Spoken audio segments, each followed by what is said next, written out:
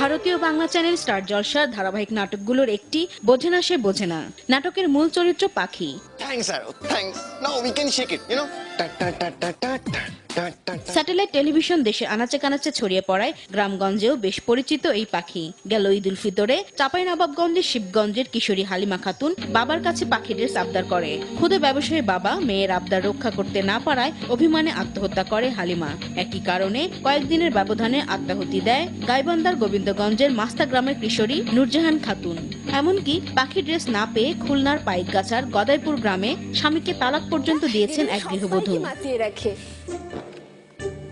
কিন্তু পরপর ঘটা ঘটনাগুলো নিয়ে দেশ জুড়ে তোলপাড় হলে কেবল টেলিভিশন পরিচালনা আইনের ১৯ ধারা লঙ্ঘনের অভিযোগ এনে ৩টি চ্যানেলের সম্প্রচার বন্ধে রিট করেন হাইকোর্টের এক আইনজীবী। সামাজিক অবক্ষয়গুলো আমাদের সমাজে নেমে আসছে। তাছাড়া দেখা যাচ্ছে যে বউ শাশুড়ির বাকবিতণ্ডা জেরে দেখাচ্ছে, কূটকৌশলগুলো শিখাচ্ছে, খারাপ জিনিসগুলোই তারা বেশি দেখাচ্ছে এবং খারাপ জিনিসগুলো আমাদের সমাজে মানুষ বেশি গ্রহণ করছে। নাগরিক হিসেবে এটা আমার একটা নৈতিক দায়িত্ব যে আমি এটা করি। আমার বিজ্ঞ আইনজীবী ওনাকে সাথে নিয়ে এটা আমি করা।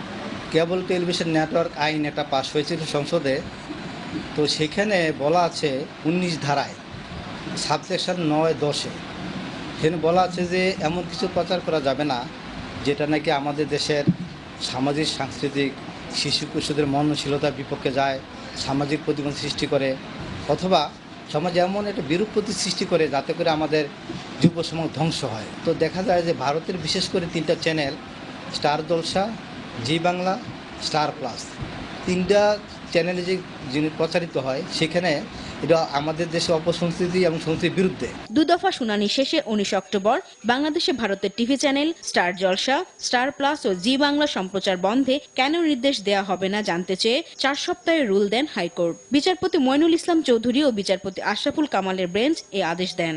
২০০৬ সালের যে আইন, এটা ১২ ধারায় বলা আছে এটা করা যাবে না, সেইখানে বলছে ১৫ ধারা সেকশন অ্যাপ্লিকেশন করে, অর্থাৎ ১৫ ধারাটা ব্যবহার করে উচ্চ আদালত কিংবা সরকার সেটা আংশিক বা সম্পূর্ণ বন্ধ করতে পারে, নিষিদ্ধ ঘোষণা করতে পারে। সেই কারণে আমরা মনে করি যে এই 3টা চ্যানেল, অনেক চ্যানেল তো বাংলাদেশে আছে যেগুলো আমাদের সংস্কৃতির বিরুদ্ধে, তার যেন জীবন না যায়। আশা করি ভবিষ্যতে আরও আমরা অধিকতর শুনানি করে আশা করি একটা ভালো আমরা নির্দেশ নিতে পারবো।